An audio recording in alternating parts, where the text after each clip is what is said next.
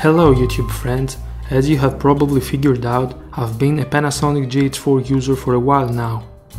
Recently I had the chance to review the only Micro Four Thirds lens I had, the Panasonic 12-35 f2.8.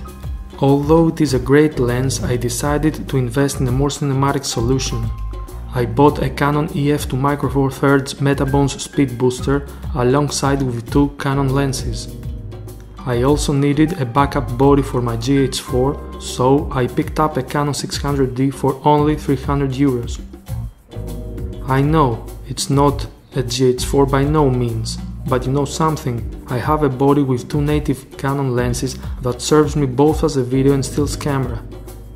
And don't forget that it's an APS-C camera, which means that you can get a shallower depth of field more easily than with a GH4. Canon 600D is a DSLR with an 18 megapixel APS-C sensor. This means that it has a crop factor of 1.6 compared to a full-frame camera. So, my 85mm f1.8 becomes a 136mm f2.8. The 600D offers a nice and comfortable grip, which makes it easier to carry around for an extended session of shooting. It also provides a 3-inch articulated screen with a 1,040,000 dots resolution, something which is great for shooting at awkward angles. On the left side of the body there is a combined USB and AV out socket plus mini HDMI for playing back images and movies on your HD TV. Next to them you will find a socket for the optional RS60E3 wired remote control and a 3.5mm input jack for an external microphone. The memory card slot is on the grip side of the camera and takes SD, SDHC and SDXC cards. On the base of the camera you will find an LPE8 battery which lasts for about 2 hours. The pop-up flash has a guide number of 13 and it has a reasonable amount of power for social shooting. It also has the ability to wirelessly control speed lights off camera. Right next to the flip-out screen there is a 4-way controller. The top button changes the white balance. Unfortunately there is no Kelvin temperature adjustment. The left button is for changing the drive mode. We have single shooting, continuous shooting and self-timer. The button on the right controls the AF mode and the bottom one changes the picture style.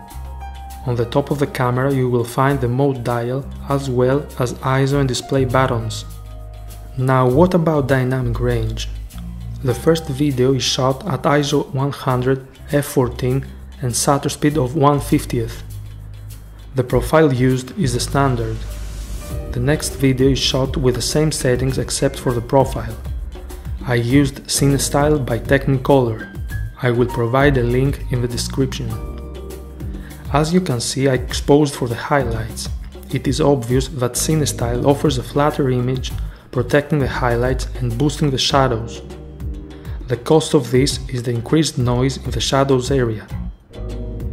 Anyway, the dynamic range is increased when compared to the standard profile, even when we color grade. I did the same test but I increased the ISO to 3200. The results are similar to the previous comparison. However, increasing ISO to 3200 when using the CineStyle profile boosts the noise too much. Things become better when we crush the blacks, but even then the footage needs noise reduction. When it comes to noise in video, at ISO 800 the image is rather clean. When we move up to ISO 1600 the noise starts to creep in both luminance and chroma. At ISO 3200 things get worse, but the footage could be usable with noise reduction applied. At ISO 6400 the footage becomes totally unusable for my taste. Next test is rolling shutter, also known as jello effect.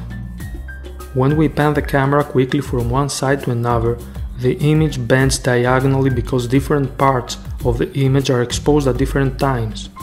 This phenomenon is very pronounced in Canon 600D and generally in cameras with CMOS sensors.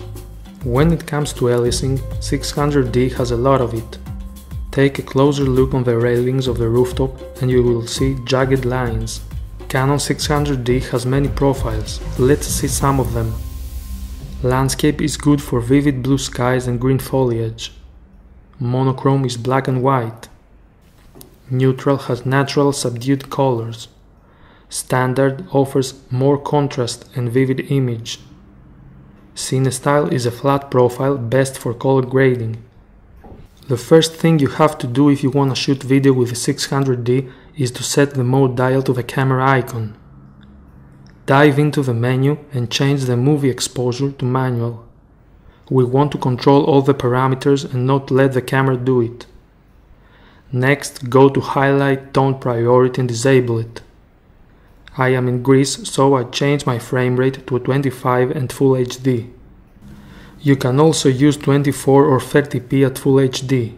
50p is also available, but only at 720p. Sound is very important, so I go to sound recording and change it to manual. I select the appropriate level to avoid clipping, and lastly I enable the wind filter. I then choose Grid 1 to help me when I set up a frame.